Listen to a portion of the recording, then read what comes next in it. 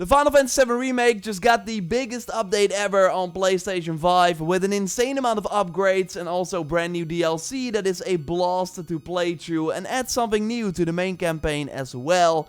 This was one of my favorite games of last year and it's really good to be back with Intergrade. So in this video I will tell you everything that is new in the Final Fantasy VII Remake on PS5 without any story spoilers of course. Totally check out the PS5 version and the Intermission DLC via the link in the video description.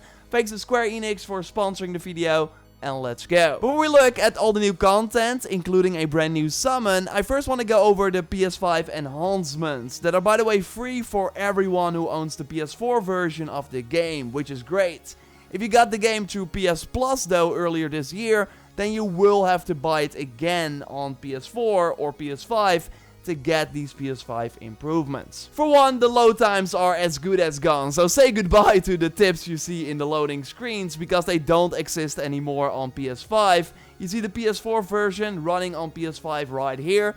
Load times should already be a bit better. It's like now 30 seconds to load into a level, but now with this new PS5 version, it's instant. No more waiting. This comparison from El Analista the Bits shows it perfectly. PS5, 2 seconds, blink of an eye. If you play the game on PS4, it's like 40 seconds or more. Textures are also significantly improved. Way more details, looks way sharper. Link to this video will be in the video description by the way. There is a quality and performance mode and you can very easily switch between it by going to the menu and to the graphic settings. No need to reload the game or anything, which is always nice. And you totally notice a difference in image quality, but the 60 frames per second you get in the performance mode is totally worth the small sacrifice.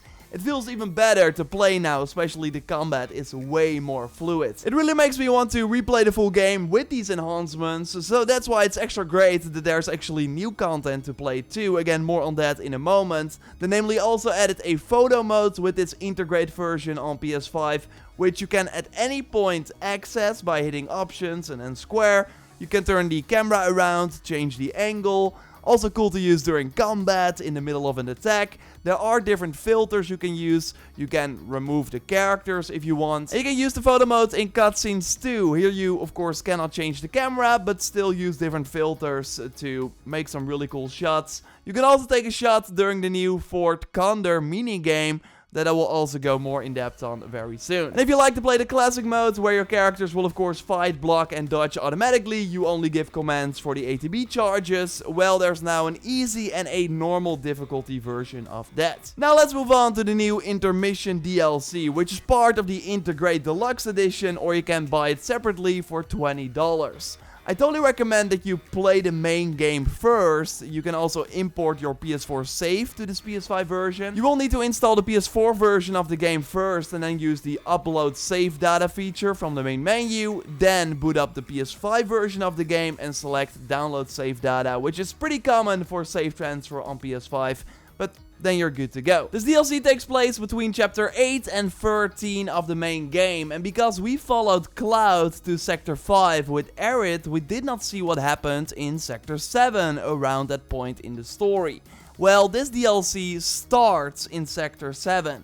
So yes, you will see some familiar characters and also Corneo's scouts who are looking for new brides. Again, it's totally an added value if you already finished the main campaign. There's still a mostly contained story though. We get to play Yuffie, of course known from the original Final Fantasy VII, a materia hunter and elite special forces operative from the Wutai government. That's how she introduces herself, but I especially love how she's kinda crazy in a good way. Like her personality shines through and through from moment one. She has these beans, for example, that break every character that eats them, and it totally makes for some funny moments. She's clearly still young and doesn't take things too seriously, while we will be infiltrating the Shinra headquarters to steal the ultimate materia, which is a pretty big deal and won't come without resistance. Yuffie can totally defend herself though. She's very agile and just like Tifa has access to an incredibly fast regular melee combo, but the true power lies in her triangle move, which lets you throw your weapon, which a shuriken at the start of the DLC, and then when the enemy is marked, you can follow up with rapid ranged attacks that at first will always deal basic damage. But you can change this by spending 1 ATB bar to cast an elemental ninjutsu. This can be a fire, ice, wind or lightning one. So it's smart to assess your enemies first to see their weaknesses and then switch to the required elemental and go crazy to very easily nuke them. It's a fun tactic, and I would not be surprised if Yuffie turns out to be the most powerful character when your party comes together in part 2. In this DLC we also got Sonon, who is added to your group very early on.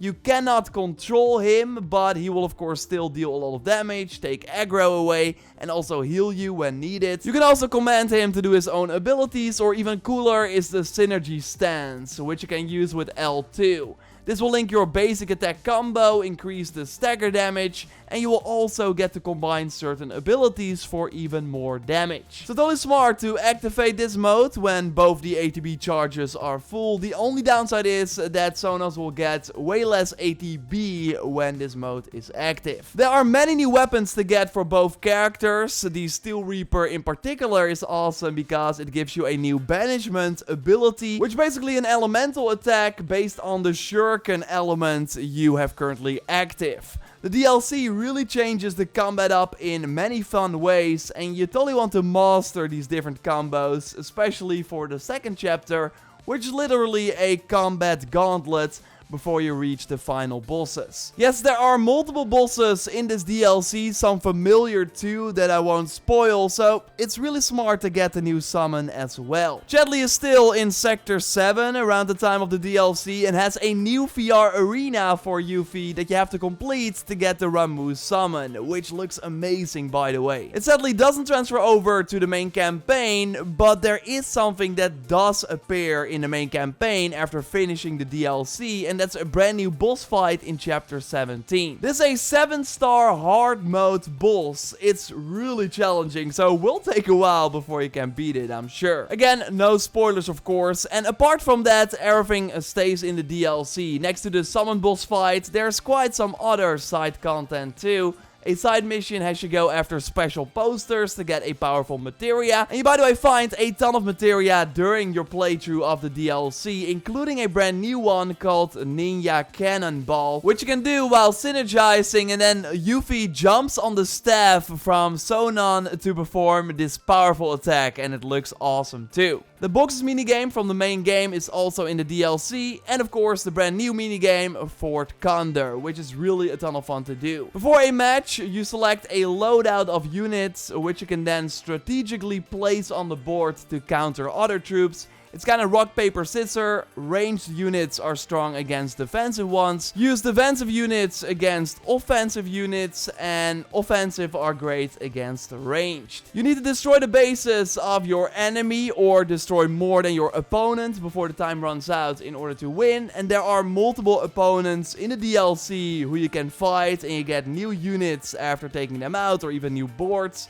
Like, it's surprisingly deep and a really fun addition that I hope to see in the next game as well. Totally check out Final Fantasy VII Remake Integrate via the special link in the video description. Subscribe for way more videos on the future of the series. A like on the video would of course really help me out. And totally check out my other Final Fantasy VII Remake content, like a video going over all the summons in the main game.